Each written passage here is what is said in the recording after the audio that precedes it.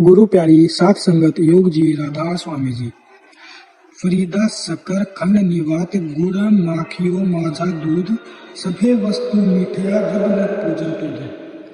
बाबा फरीद कहते हैं शक्कर खांड मिश्री गुड़ शहद भैंस का दूध ये सब चीजें मीठी है, लेकिन हे परमात्मा इनमें से कोई भी तुझ तक नहीं पहुंचती, यानी तेरी या तेरे नाम की मिठास का मुकाबला नहीं कर सकती। महात्मा चाहे किसी जाति धर्म देश या समय में क्यों न आए हों, सबका एक ही संदेश और एक ही अनुभव है। वे दुनिया में जाति और धर्म बनाने के लिए नहीं आते, न ही हमें एक दूसरे से लड़ना भिड़ना सिखाने आते हैं, बल्कि वे हमारे अंदर उस मालिक की भक्ति का शौक और प्यार पैदा करने और इस देह के बंधनों से आजाद करने हमें मालिक से मिलाने के लिए आते हैं।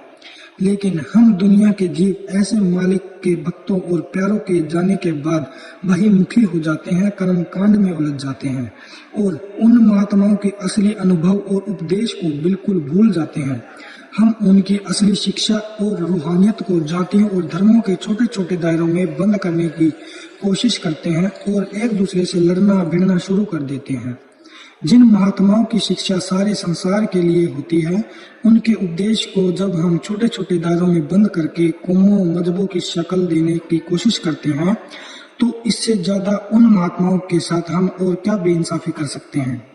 यह सब कुछ हम अपने पेट की खातिर या मान बढ़ाई के लिए करते हैं।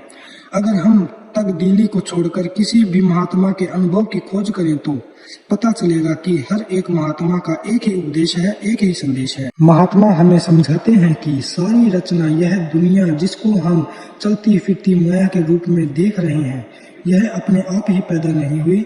इसकी रचना करने वाला कोई ना कोई जरूर है। वह कौन है? वह एक परमात्मा है, जिसके हमने अनेक ही नाम अपने प्रेम और प्यार में आकर रखे हुए हैं। यह जो कुछ भी नजर आ रहा है, इस सब की रचना उस परमात्मा ने की है। हमारी आत्मा उस परमात्मा की अंश है। हम उस सतनाम रूपी समुद्र की बूंदें हैं, उस एक सूरज की किरणें हैं।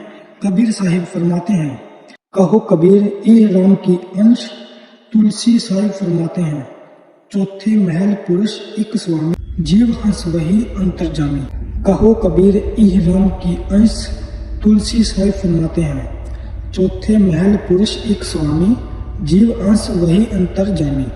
गोस्वामी तुलसीदास जी भी रामचरितमानस में लिखते हैं, ईश्वर अंश जीव अविनाशी चेतन अमल सहज सुख राखी। ईश्वर अंश जीव अविनाशी चेतन अमल सहज सुख राशि। हमारी आत्मा उस एक राम या परमात्मा की अंश है। गुरु नानक साहिब भी यही उपदेश देते हैं, आत्म में राम राम में आत्म चीनस गुरु गुरु विचारा। हमारी आत्मा उस एक राम या परमात्मा की अंश है। गुरु नानक साहिब भी यही उपदेश देते हैं, आत्म में राम राम में आत्म चीनस गुरु विचारा। आत्मा के अंदर वह परमात्मा है और परमात्मा के अंदर यह आत्मा है। मिसाल के तौर पर एक बड़ का पेड़ कितना बड़ा होता है, लेकिन उसका बीज कितना छोटा होता है। अगर कोई हमें समझाने की कोशिश करे कि इस छोटे से बीज के अंदर इतना बड़ा बड़ का पेड़ है, तो आसानी से हमारी समझ में नहीं आएगा। लेकिन जब हम उस बीज को जमीन में बोते हैं, तो वह छोटा सा पौधा बनकर पालन पोषण पाकर कितना बड़ा बड़ का पेड़ बन जाता है। फिर हमें पता चलता है कि उस छोटे से बीज में इतना बड़ा बड़ का पेड़ है और पेड़ के अंदर बड़ का छोटा सा बीज है।